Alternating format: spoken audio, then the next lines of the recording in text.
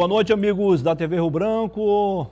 Depois do sucesso alcançado na série de entrevistas com os candidatos à Prefeitura de Rio Branco, no total de 4, a TV Rio Branco, através do programa Tribuna Livre, começa hoje, nesta segunda-feira, outra série de entrevistas. Agora, conversando, entrevistando, sabatinando os candidatos a vice-prefeito.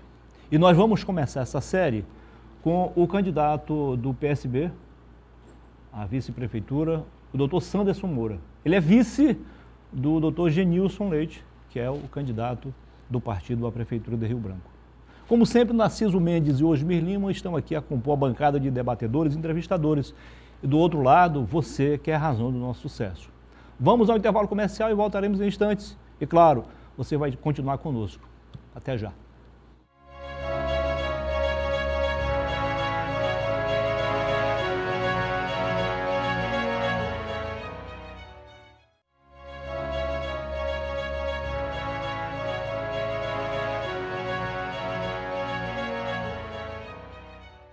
Ok, começando para valer o programa de hoje, Tribuna Livre especial recebendo os candidatos a vice-prefeito aqui em Rio Branco. E hoje vamos começar a série entrevistando o doutor Sanderson Moura, que é candidato a vice-prefeito na chapa liderada pelo doutor Genilson Leite. Seja bem-vindo, doutor Sanderson.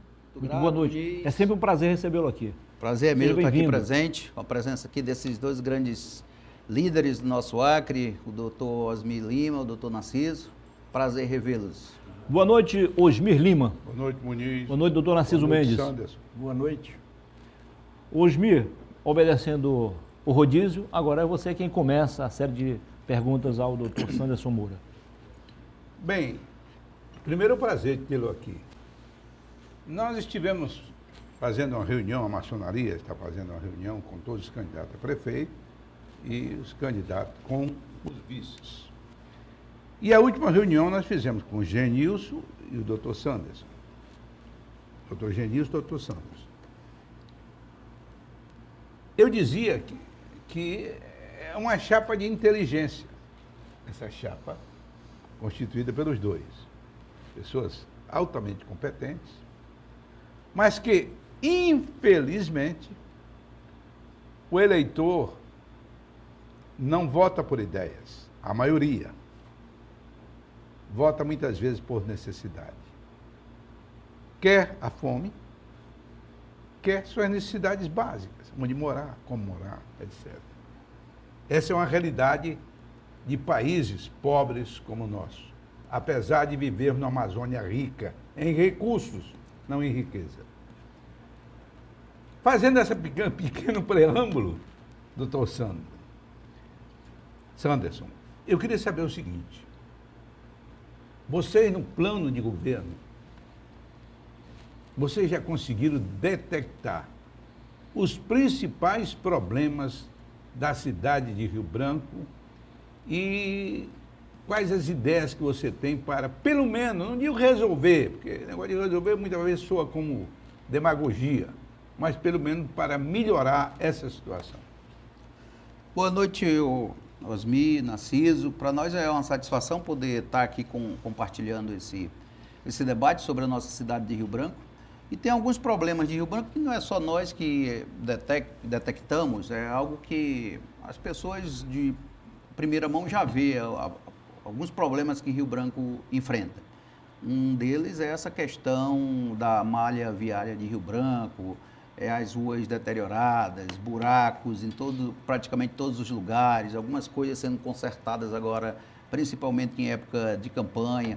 Ou seja, como dizia o nosso grão-mestre lá do Deusdete, a pessoa mora no município, não é no estado nem no país, é no município. E essa população vem sofrendo muito, né? Essas ruas maltratadas, a cidade desorganizada.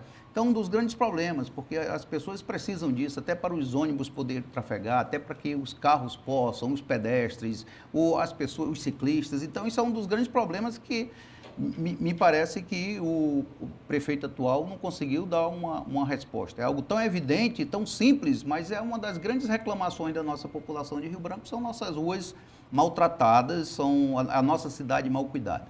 Outro grande problema é de saneamento básico, é um grande problema que nós temos em Rio Branco, né? um direito tão básico da nossa população, mas é um trabalho que requer boa vontade, recursos financeiros para poder resolver. O problema da água também é uma situação muito debatida em Rio Branco, outro problema sério, transporte coletivo, que nessa gestão ou há um tumulto muito grande do transporte coletivo. Eu venho acompanhando isso desde quando o Tião Bocalon resolveu mexer nisso aí. É um problema grande de transporte, né?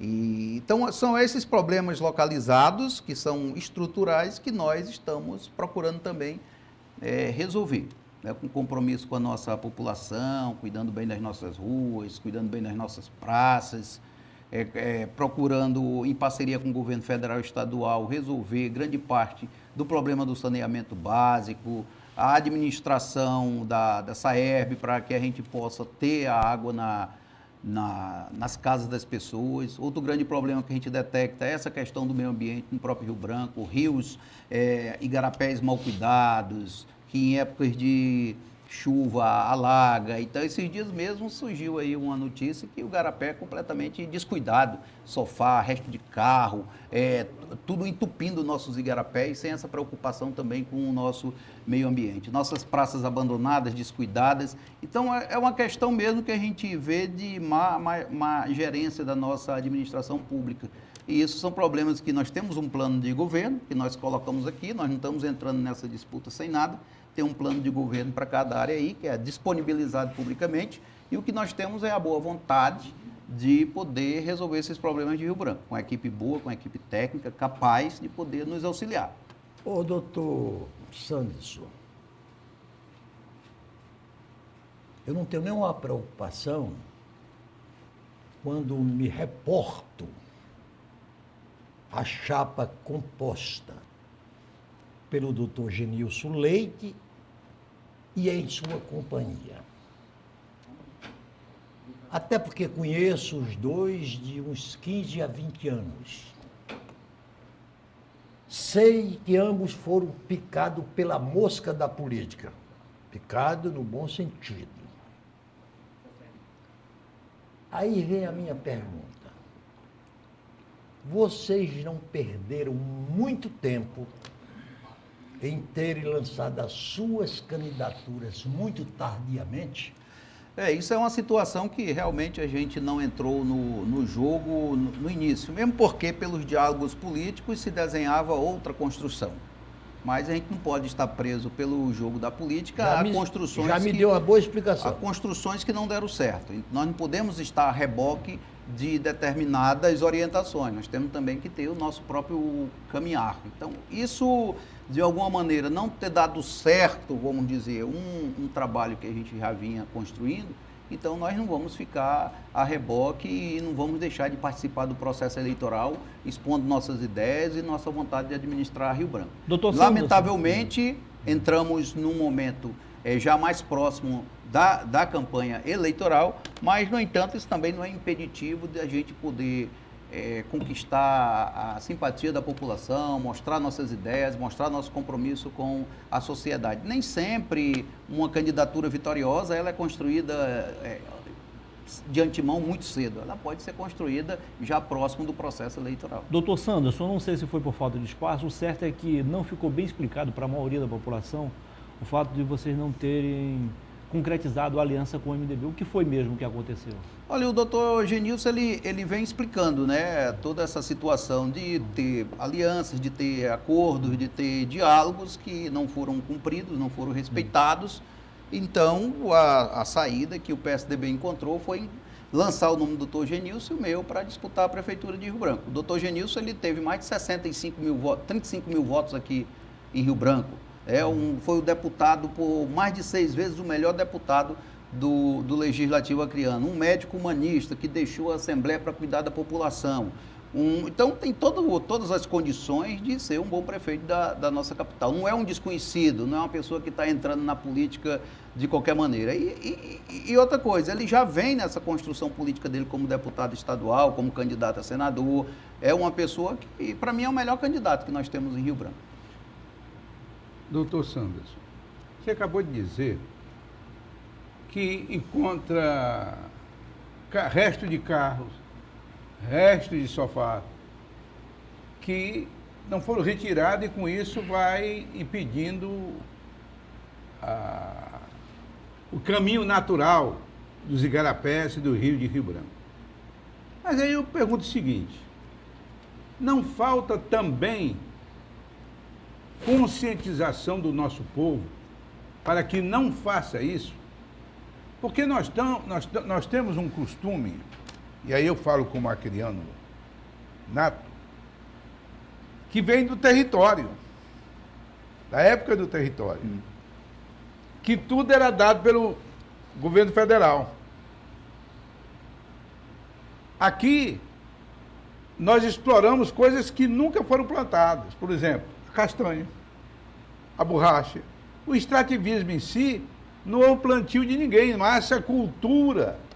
A nossa cultura mais está melhorando um pouco, mas continua ainda muito dependente de governo. Eu vou dar um pequeno exemplo. Eu fui uma viagem, não sei se o Narciso foi, nós éramos deputados, lá em Uberaba, participar daquela exposição feira. O Estado, o município e o Estado não colocavam um tostão dentro daquela feira. Eu sei disso. Não é verdade? Era toda da iniciativa privada. Infelizmente, nós somos dependentes de governo, por uma questão até cultural, muitas vezes, e também somos relaxados. Nós somos um povo que ainda cospe na rua. Você não acha também que precisaria também começar a haver essa mudança, precisa haver essa mudança de mentalidade para que, assim fazendo, ele ajuda o governo e ajuda a si próprio? Sim, eu mesmo falei isso esses dias, quando eu desci o Rio Acre. Por esse tempo aí, e nós paramos numa praia, a quantidade de latas, de sacos, de litro de velho barreiro, e nós saímos recolhendo tudo. E a gente falava ali, né, a falta de consciência das pessoas que fazem aquilo ali. Então há uma necessidade de uma conscientização de nossa população por meio da educação mesmo escolar, por meio de campanhas que possam conscientizar, elevar a consciência ambiental da nossa gente, do nosso povo, mas, no entanto, isso não deixa de ter também a responsabilidade da prefeitura, porque, naturalmente, ela tem que cuidar de ruas, ela tem que recolher lixos, ela tem que limpar os espaços públicos, e isso inclui também os igarapés. Agora, o grande problema é quando, somado à falta de consciência ambiental do povo, tem uma administração que não se preocupa no processo de conscientização e nem de limpeza da nossa própria cidade. Então, são essas duas coisas que a gente precisa melhorar. Conscientização do nosso povo e a responsabilidade da prefeitura em limpar nossos igarapés, limpar nossos rios, né, recolher os lixos da cidade. Então, tudo isso a gente precisa poder trabalhar. Perfeito. O doutor Santos, eu acho que é censurável, é questionável que um país com tantos recursos naturais como tem o nosso país, nós constatarmos que aqui no Acre quase metade da sua população necessita do Bolsa Família. Agora, aí falou que o povo vota por causa da fome. Eu acho que isso não deveria ser o motivo a ser alegado. Eu prefiro acreditar é que o povo vota enganado. É tanto que eu nunca tinha visto isso escrito, a expressão, e você como advogado, você não pode defender o calote, né? E eu acho que a nossa justiça eleitoral, que nós somos talvez um dos únicos países do mundo que tem uma justiça apropriadamente para cuidar de eleição. Eu acho que a nossa justiça eleitoral, ao invés de fazer essas propagandas que se repetem de eleição em eleição, não venda seu voto. Seu voto não é uma mercadoria. Voto não tem preço, tem valor. Eu acho que a nossa justiça eleitoral deveria orientar o povo a serem caloteadores cívicos. O que é que eu quero dizer com calote cívico? Que a Justiça Eleitoral comece a dizer, se um candidato tentar comprar o seu voto, receba o pagamento e exclua este candidato da relação daquele que você vai votar, porque ele está te enganando.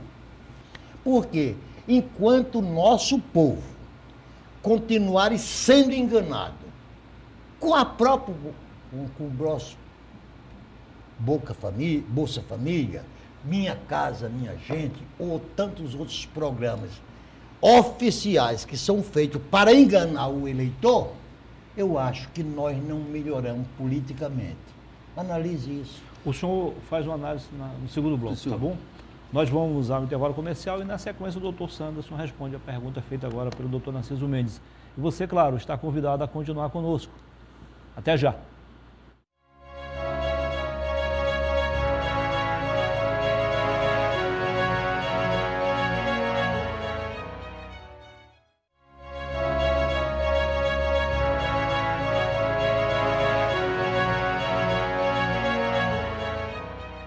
Muito bem, estamos de volta com a segunda parte do nosso Tribuna Livre Especial, eleições 2024, recebendo hoje o doutor Sanderson Moura, candidato a vice-prefeito de Rio Branco na chapa liderada pelo doutor Genilson Leite, do PSB. Ele também é do PSB.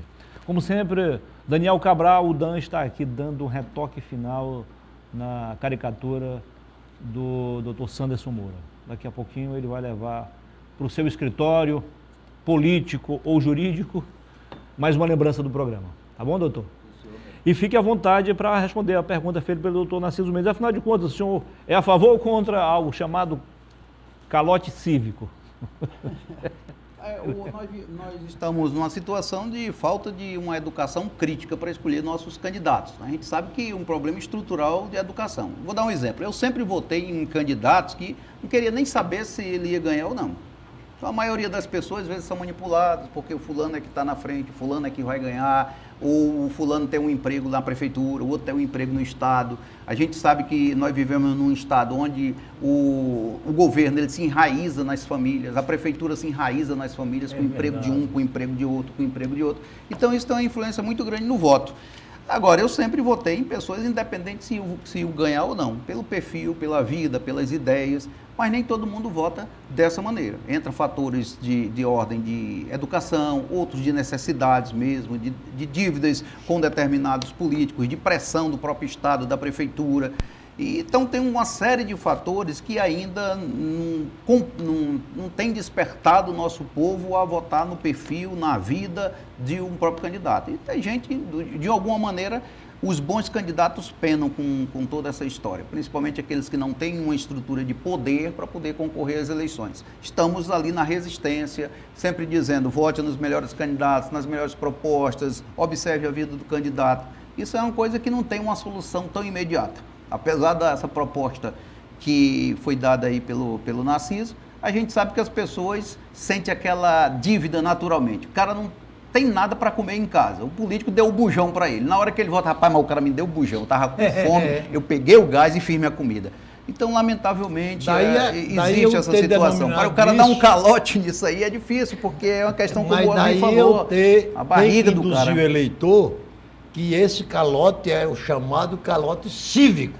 É o calote cívico, mas nós precisamos de uma estrutura de fiscalização para impedir tudo isso, né? Nosso sistema também de... Mas desculpe, João, esse calote cívico que você quer dizer aí, é o cara receber e não votar. Aí receber de 3, 4 candidatos e não votar. Olha, se 10 candidatos oferecer, recebe tudo. Receba de todos. Agora já vai recebendo, excluindo o nome do candidato. Se o cara for empreendedor, já dá para abrir um negócio. Né? Não, e vai dizer que deve ser um violador. Não deixa de ser uma boa ideia, mas implica problemas. Por exemplo, é como se estivesse incentivando o cara a receber de um, de outro e dar calote. Sim, né? Mas a ideia de que por um processo de consciência crítica, o candidato escolha por sua livre e espontânea vontade, sem pressão de governo, de prefeitura, ou por necessidade, aí que está a educação política de uma cidade. Mas se esse calote for popularizado, disseminado, os candidatos vão dizer, rapaz, esse negócio de comprar voto não é um bom negócio. Não dá certo, não, vamos partir para outra.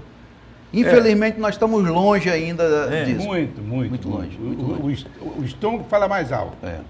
Mas eu quero fazer uma pergunta agora, não ao candidato, mas ao advogado, bom advogado, Sanderson Moura. Nós fomos constituintes, eu e Narciso. A nossa Constituição, ela começou porque nós estávamos saindo de um regime de exceção. Nós tivemos muitas lutas e sacrifícios durante todo o tempo em que durou a ditadura militar. E fizemos uma Constituição denominada pelo doutor Ulisses, que foi o presidente da Assembleia Nacional Constituinte, Constituição Cidadã. E ele admitia que ela é humilde a permitir que ela se reforme daqui a 5 anos. Ela não era perfeita. Mas, sob o aspecto das garantias e direitos fundamentais, eu, no meu ponto de vista, achei perfeito. Hoje, doutor Sanderson, eu vejo em todos os dias, em todos os jornais, nas redes sociais, críticas, notadamente por parte de quem deveria proteger a Constituição, que é o Supremo Tribunal Federal. Crítica de violação da Constituição, de abuso de autoridade, entre outras, onde um ministro faz a denúncia, investiga e julga, entre outros absurdos. O direito de expressão é muitas vezes cesseado antes do crime, se eventualmente houvesse. Qual a sua opinião como advogado dessa situação incômoda que está colocando o Brasil internacionalmente sob um aspecto muito negativo? Primeiramente, eu sou, vamos dizer assim, montesquiano, né? De Montesquieu aí. Eu também. Tem que ter o executivo, o legislativo e o judiciário. Não pode querer fechar o Supremo, da mesma forma que a ditadura fechou o parlamento. Não. Tem que ter essa estrutura de governança. Então, para mim, isso aí é claro.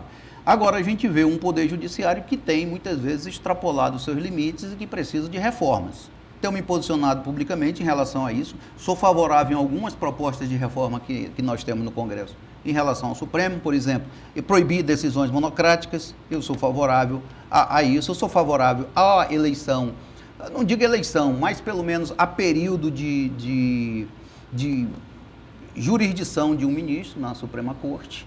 O ministro não pode ser eterno ali naquela Suprema Corte, com mandato. O senador tem um mandato de 8 anos. Eu não acredito que um ministro seja mais superior do que um senador. Então, eu sou favorável ao mandato de ministro, sou favorável ao controle monocrático das decisões do Supremo Tribunal Federal. Então, existem muitos exageros que realmente é preciso serem enfrentados dentro da Suprema Corte. Nós estamos lidando com homens. Sim. Homens que têm paixões, homens que têm ideologias, homens que têm problemas dentro de casa, homens que infelizmente são os que aplicam a lei, né? Aristóteles, lá na Grécia Antiga, já dizia, o poder tinha que ser das leis ou dos homens? Tinha que, para quem é dos legisladores, né? E, lamentavelmente, nós temos uma Constituição que garante direitos, que é clara, que é boa, que é avançada, mas nós temos na outra ponta o cara que interpreta a lei da maneira que quer. Doutor Santos, que equaciona a legislação da maneira que quer. E isso é um problema muito antigo. Sem querer se aprofundar muito nesse assunto, mas é importante a sua opinião. O senhor falou sobre as decisões monocráticas. Ocorre que, atualmente, falavam muito dos ministros, mas normalmente quando um tomava uma decisão, o colegiado ia lá e resolvia a parada. Hoje as decisões são tomadas e o colegiado está dizendo amém para todas elas. Não é normal isso? Não, o que nós estamos precisando, o Muniz, que eu vejo é um equilíbrio de poderes. Lamentavelmente, nosso Congresso Nacional não tem tido poder suficiente para brecar um avanço do Supremo. O Executivo muitas vezes fica ali porque tem interesses na ação do Supremo Tribunal Federal. Como aconteceu há 15 dias. Né? Então, para acontecer equilíbrio de poderes, tem que ter equilíbrio de mentes, de inteligências, de homens, como nós já tivemos grandes homens no Senado da República. Vamos só para dar um exemplo, um grande Rui Barbosa, por exemplo, que poderia equilibrar um debate numa nação. Ulisses Guimarães. Um grande Ulisses Guimarães. Então, nós estamos precisando de pessoas no próprio Congresso que tenham qualidade moral e intelectual para poder realmente representar um Congresso Nacional. Aí você olha para o Congresso Nacional, a grande parte deles envolvido com processos criminais no Supremo na mão de ministros. Então isso fragiliza os nossos poderes, Verdade. porque como é que eu vou criticar um ministro se eu respondo a um processo criminal que está na mão do Alexandre de Moraes, ou do Gilmar Mendes, ou do fulano, e tal. Então, explicado. parte por isso, né? Agora tem que ter o equilíbrio entre os poderes e realmente eu vejo que há problemas no Supremo e que precisam ser enfrentados mesmo. Agora, não pode ser enfrentado com ideologismos, com raiva, com ranço, com um espírito autoritário, precisa ser enfrentado com leis e com clareza. Doutor Santos, o senhor lembrou muito bem o Barão de Montesquieu. E eu li de cabo a rabo o Espírito das Leis, escrito por ele. Agora, o que acontece é que nós não podemos mudar. Nenhuma democracia do mundo tem o direito de mudar o espírito do Montesquieu, a divisão do poder em três: executivo, legislativo e judiciário. Legislativo e executivo podem brigar eternamente, disputarem eternamente, que é para isso que existe a escolha. Quem melhor se ouve. E o judiciário é o árbitro das confusões, das brigas. O poder executivo e o poder legislativo têm que saber que enquanto eles brigarem, só nós podemos recorrer para o judiciário para arbitrar. E o Rui Barbosa disse que o judiciário tem o direito de errar por último. Até errando, é o judiciário quem dá a última palavra. E hoje, nós estamos discutindo um assunto besta, na minha opinião. Que assunto é este? Indicação dos ministros da Suprema Corte. Nos Estados Unidos, esse cargo é vitalício. Você pode chegar com 90 anos de idade sendo ministro da Suprema Corte. Você só deixa de ser quando você, pessoalmente, se declara incapaz. É verdade ou não é? Aí o que é que acontece? Aí aqui no nosso país, para politizar os ministros do Supremo Tribunal Federal, para politizar,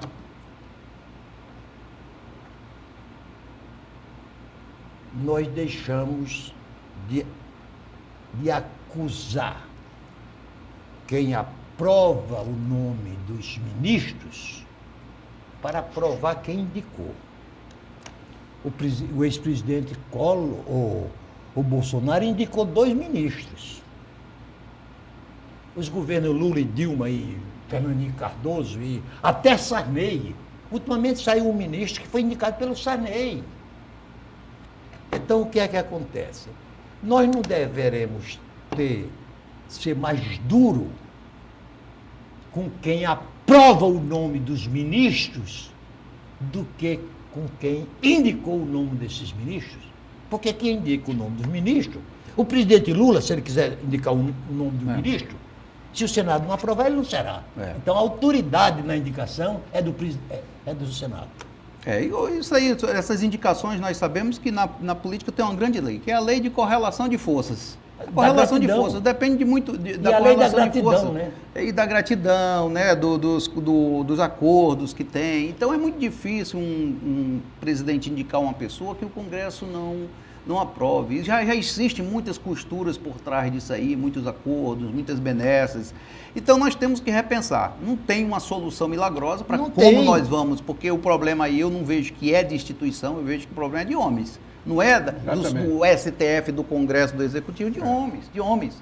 Nós precisamos de homens mais esclarecidos no comando da nossa nação, os poderes. Lamentavelmente, nós não temos esses homens esclarecidos. E outra coisa, senhor, é uma crise de liderança, é uma crise de homens, é uma crise de políticos, é uma crise de estadistas. É só ver a qualidade dos nossos políticos do plano municipal ao plano federal. E assim nós vamos ao intervalo comercial e voltaremos em instantes com a terceira e última parte do nosso Tribuna Livre Especial Eleições 2024. Até já. Deus me...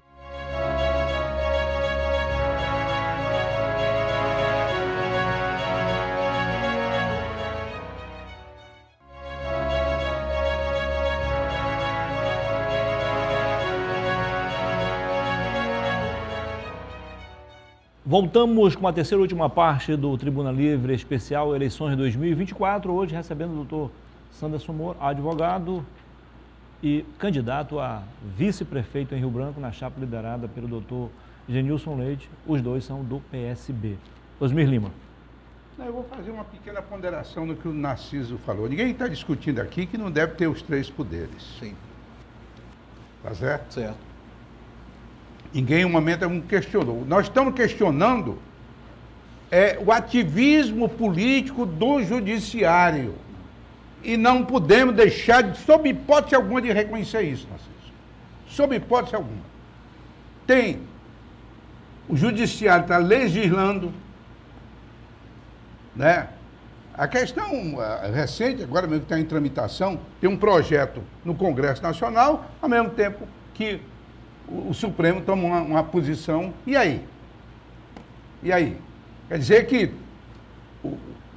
o senhor de toda a verdade nacional está no Supremo Tribunal Federal?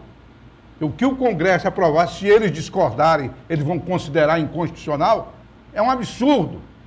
É uma coisa que só é possível porque nós temos um presidente do Senado fraquíssimo. Não sei se comprometido, não vou chegar a esse ponto. Tá certo? Mas eu queria fazer uma outra pergunta. Isso foi apenas para contrapor um pouco o Narciso, que deu a impressão que a última palavra não é bem assim. A Constituição prevê que pode alguma coisa anulado também do que decide o Supremo.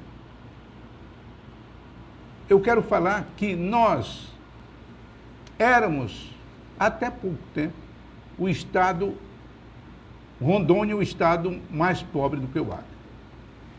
Hoje, Rondônia está bem além do Acre na produção de riqueza. E nós somos hoje o estado mais pobre da Amazônia. E interessante, vocês mesmos já tocaram aqui, nós temos recursos, Narciso mesmo já disse, nós temos recursos que poderiam tirar o povo da miséria. Eu já estou cansado de ouvir o desenvolvimento sustentável, porque eu concordo. Nós não queremos depredar a Amazônia. Mas do que nós estamos tirando? A ciência, a tecnologia tem avançado para tirar esses recursos que nós temos na Amazônia, sem devastá-la, e transformar em riqueza para a nossa população. Como é que vocês do PSB estão vendo isso? Osmir, eu sou defensor de equacionar essa situação, desenvolvimento econômico com preservação ambiental. Tem que ter um equacionamento disso aí. Não tem como ter um fundamentalismo ambiental que proíba, por exemplo, construir estradas necessárias para o desenvolvimento do estado do Acre. Isso aí é algo que para mim está claro. Né? Já se dizia nos tempos antigos, até o Washington Luiz, presidente do Brasil, dizia: governar é construir estradas. Isso em grande parte está certo. Grande parte está certo. E construir estrada envolve tudo. Como é que o agricultor vai escoar sua produção se não tem ramais funcionando, se não tem ramal asfaltado, se não tem estradas, ou como é que é... Se não tem nem rios hoje. Não tem rios. Como é que nós vamos desenvolver a América Latina se nós não temos as estradas interligando esses países? A Europa toda é interligada, né, por ônibus, por trem, por tudo. Aqui na América Latina nós temos dificuldade de sair de um país por outro, porque não tem essas ligações de estrada. Então tem que equacionar essa situação de desenvolvimento econômico com o meio ambiente. Também não dá para a gente sair devastando tudo, porque se a vocação do Acre for igual a de Rondônia, é simples, é só imitá-los. É só imitá-los, não tem muito segredo. Vamos ver o que é que eles fizeram lá e vamos fazer aqui. E o desenvolvimento é o meu. Mas o mesmo, será que é o mesmo? Porque teve o processo aí da florestania, o Acre ficou na situação que estava, mas, por exemplo, nós já temos um governo que está há mais de 6 anos, quase vai ter um governo aí de 8 anos praticamente, o Bocalão já está há 4 anos. Mas e o que é que, no final das contas, nós avançamos num pensamento diferente de desenvolvimento do estado do Acre? Doutor Sanderson, com um tempo de apenas 36 segundos no horário eleitoral e pouquíssimas inserções também no rádio e na TV, sem uma militância forte, o que vocês pretendem fazer no PSB para quebrar a polarização e sonhar com o segundo turno? Ô, Muniz, se eu, por exemplo, se eu quisesse atuar como Pablo Marçal, questionando e acusando e criando factoides e fake news, eu acho que eu teria condições de fazer, porque a gente estuda retórica, oratória, argumentação, mas não é o nosso caminho. O doutor Genilson é um cara civilizado, é um cara educado, a mesma formação a gente tem. Então, nós não vamos partir para um caminho desse, de agredir, de achincalhar, de diminuir um processo eleitoral. Nós vamos usar o tempo que nos resta para falarmos de se apresentar como podemos, com ideias, com a nossa pessoa. Nós temos um médico, nós temos um advogado, nós temos duas pessoas que vieram de uma situação simples, de uma cidade de Tarauacá, vencemos pelo estudo, temos nossa própria vida, que é uma vida financeiramente, vamos dizer assim, que se adequa aos padrões que a gente vive, e a gente sai dela para poder servir a nossa população. Então, tudo isso nós vamos falar dentro do nosso próprio tempo. Se houver algum acontecimento surpresa, nós estamos aí para que a população possa nos ver como uma alternativa. Vamos dizer que nós estamos à espreita. Ainda nós temos mais de 20 dias aí pela frente e quem sabe não acontece alguma coisa extraordinária que possa nos colocar num cenário mais favorável de segundo turno, etc. Nós não podemos deixar de colocar o nome, de falar, de pedir voto, de estar participando desses programas, para que a gente possa chegar ao maior número de pessoas possível. Nós não temos um milagre assim para dizer que em 33 segundos ou contratar um bocado de gente para a gente revirar votos. Não, nós vamos trabalhar com o que a gente tem, com a força das ideias, com a força da nossa personalidade, com a força da nossa persistência, para chamar o eleitorado para nós. Doutor Sanderson Moura, Estados Unidos, e eu não tenho exemplo, eu não tenho os Estados Unidos como exemplo pronto e acabado. Mas ela é, mundialmente, a mais representativa de todas as democracias. Há 130 anos, apenas 2 partidos políticos se revezam no poder: democrata e republicano. Se você chegar nos Estados Unidos e perguntar para um cidadão qual o partido dele, ele disser: eu sou democrata ou sou republicano. Aí, e você perguntar por quê? Ele diz: porque meu pai foi democrata, meu avô foi democrata, meu bisavô foi democrata, eu sou democrata e meus filhos são democratas. Então, ser partidário nos Estados Unidos é carregar uma doutrina de 30, 40, 50 anos. Aí vem a minha pergunta aqui para o nosso caso. Que democracia é a nossa? Bom, digo mais. No Senado dos Estados Unidos, 50 senadores são democratas e 50 são republicanos. Então, a política tem que se decidir com esses 2 partidos. E aqui no Brasil, o Senado tem senadores de 17 partidos diferentes e na Câmara, deputados de 21 partidos diferentes. Onde o governo, seja ele de esquerda, seja ele de direita, seja do bolsonarismo, seja do lulismo, só compõe uma maioria se comprar. O termo tem que ser este: se comprar o apoio dos seus parlamentares. Se continuar assim, a nossa democracia se fortalecerá? Olha, Narciso, nós temos uma tradição diferente da dos Estados Unidos nesse processo de constituição partidária. Tradicionalmente, nós só tivemos 2 partidos em época de ditadura militar. Fora desse período aí, o nosso sistema ele sempre foi pluripartidário, no sentido não só de 2, mas de muitos partidos. Eu acredito que esse trabalho das cláusulas de barreira, ele precisa continuar, ele precisa se radicalizar para que a gente possa ter partidos mais representativos do pensamento, dos espectros políticos que existem dentro da ciência política, da teoria política. Nós sabemos que nós temos a direita, nós temos a esquerda, nós temos um centro-esquerda, um centro-direita, nós temos um centro. Então, alguns partidos que representam essa expressividade, eu acredito que eles podem ter direito a existir dentro de uma própria nação. Infelizmente, essa é a situação do Brasil. Minha posição é no sentido que a gente possa diminuir esse sistema multipartidário com partidos mais representativos desses espectros políticos. Eu acho que as cláusulas de barreira já sinalizam bem para isso aí, para não criar partidos de aluguéis, que já tinham muito mais antigamente, agora já diminuiu mais uma quantidade de fusões de partidos, de federações e tal. Então isso passa por interesses também desses partidos e da articulação no Congresso Nacional. Como eu falei, é correlação de forças. A grande lei que rege a política é a correlação de forças. Na verdade, a correlação de força rege quase tudo na vida. O cara diz, justiça, mas a justiça só se aplica uma lei se tiver correlação de forças para poder aplicá-la, porque se não tiver, não se aplica. Se tiver uma correlação de forças favorável a violar aquela lei, com o argumento de que ela não se aplica àquele caso, também se faz dentro desse grande princípio que é a correlação de forças.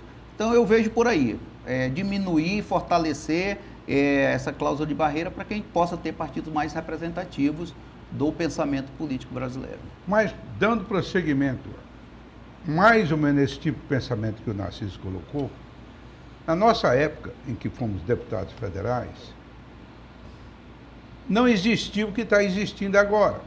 Por exemplo, cada deputado tem direito a colocar 60 milhões no seu estado por ano. Por ano. Por ano.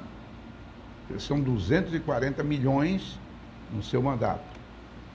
E para completar, eles criaram, o atual Congresso, o Congresso anterior, né? Criou o fundo eleitoral. Ora, se nós temos essa quantidade de partido que nós temos, não é uma desvantagem muito grande para os pequenos partidos a força que esses partidos maiores passam a ter quando estão fazendo o papel do executivo, que aqui eu vejo aqui pelo Acre. Ninguém vai anunciar novas ideias para mudar o Brasil. Não, trouxe 20 milhões para a ponte e tal, 10 milhões para comprar não sei o quê. Quer dizer, só se anuncia verba, dinheiro, que é importante. Não vou dizer da importância para um Estado como o nosso. Mas você foge do campo das ideias, que é o papel do Congresso Nacional. Essas emendas aí têm sido um grande foco de corrupção do próprio eleitorado. Como é que a pessoa disputa uma eleição com um deputado que já destinou não sei quantos mil para uma igreja, já destinou não sei quantos mil para uma associação, não sei quantos mil para um prefeito? Isso é uma grande fonte de corrupção eleitoral. É a compra de voto no atacado. Compra de voto legalizada no atacado e que favorece essas pessoas. Agora, quem aprova essas leis? São os próprios que estão lá, os congressistas. E ainda tem um fundo eleitoral que destina uma quantidade enorme para os partidos maiores, enquanto vocês, dos partidos menores, digamos assim, sofrem com isso. Lamentavelmente, teríamos que ter um grande debate a respeito dessa questão das emendas, né, que o próprio Supremo também não encarou de forma com o poder necessário para poder colocar uma ordem nisso aí, porque o próprio Supremo também depende do orçamento da União, né? Então, infelizmente, é o grau dos legisladores que nós temos hoje no país. Como é que isso mudaria? Não tem uma receita para mudar, a não ser que houvesse uma própria renovação da qualidade do pensamento político nacional, para cada um saber qual é o papel que tem o executivo, o legislativo, o judiciário, tivesse um amadurecimento político e ideológico da nossa nação, que infelizmente está impregnada de radicalismo, tanto de direita como de esquerda. Esses grandes problemas que nós estamos no Brasil, ou é causado pela extrema-direita, ou é causado pela extrema-esquerda. Há um centro que não conseguiu ainda se sobressair desses extremismos que causam essa situação. E só uma informaçãozinha a mais, né, Osmir, não vamos confundir o fundão eleitoral que você falou com outro fundo, né, partidário, que é para o fundo partidário é para tocar partido. Já existia, exatamente, tudo bem. É menor. Isso, bem menor. E mais transparente também. Vamos lá. Estamos chegando ao final do programa. Você começou, Osmir, então o doutor Narciso termina. Não, eu quero apenas Primeiro. dizer aqui e parabenizar a iniciativa da dupla de candidatos. Dois jovens que se reestimulem a entrar no processo político, porque os cabelos brancos de Osmir Lima assim recomendam. Né? Embora, é de Rui Barbosa essa frase, e não é para lhe atingir. Claro. Embora os velhos também envelheçam e criem cabelos brancos. Tá? Legal. E do mais, sobre direita e esquerda, Eu me recordo de Aristóteles, quando ele disse que a virtude está no meio. Muito bem. Enquanto o Daniel Cabral vem para cá, o Osmir Lima faz as suas considerações finais. Não, Narciso, sobre essa questão dos cabelos brancos, eu respeito muito. Por quê? Eu também. Pela nossa experiência. A experiência não tem universidade nenhuma que dê. Sim. A vida. É até o que eu disse na reunião que nós tivemos com o Sanderson e Genilson, quando uma jovem lá falou do novo, eu digo, não, é bom que se renove, mas que você saiba que os velhos também podem mudar de ideias. O que importa não é a idade, o que importa é como você está se modernizando ou não, ou se você for no passado. Eu agradeço aqui pessoalmente a sua presença aqui, acho que para nós é uma esperança vocês continuarem na política, insistirem na política, e eu disse para você naquele momento, nós passamos 25 anos da minha geração lutando para voltar às liberdades públicas do Brasil. Nós não desistimos e acabamos vencendo. Faço mesmo. Legal. Doutor Sanderson, leve consigo mais uma singela homenagem aqui do programa, estampada na arte do Daniel Cabral, nosso chargista, caricaturista. Muito grato, Gostou? meu amigo. Muito bom, muito bonito. Agora Valeu, você é até Daniel. mais bonito aqui com ela. Legal. Doutor Sanderson, claro que pela sua própria profissão principal, não, o senhor não é só advogado, mas principalmente advogado, tivemos um assunto muito mais jurídico que político e eleitoral, mas faz parte do jogo. Faz parte. Queremos agradecê-lo, parabenizá-lo pelo trabalho e, ao mesmo tempo, desejá-lo boa sorte. Foi um prazer tê-lo conosco. Muito grato, Muniz. É sempre um prazer ouvir o Osmir, o Narciso, pessoas que eu tenho uma consideração. Eu acho que o político ele tem que saber ouvir a organização civil, ouvir as pessoas que pensam, ouvir para poder construir realmente uma verdadeira política, uma política com P maiúsculo, uma política do bem comum. Então esse é o meu propósito e essa é a oportunidade que nós estamos pedindo à população para que possa confiar aí em nós, em Genilson e Sanderson, para poder administrar a nossa Rio Branco. Sucesso! A gente volta amanhã com mais uma edição do Tribuna Livre Especial Eleições 2024. Recebendo aqui no programa outro candidato a vice-prefeito aqui em Rio Branco. Muito obrigado a todos pela audiência, boa noite e até amanhã, se Deus quiser. Valeu.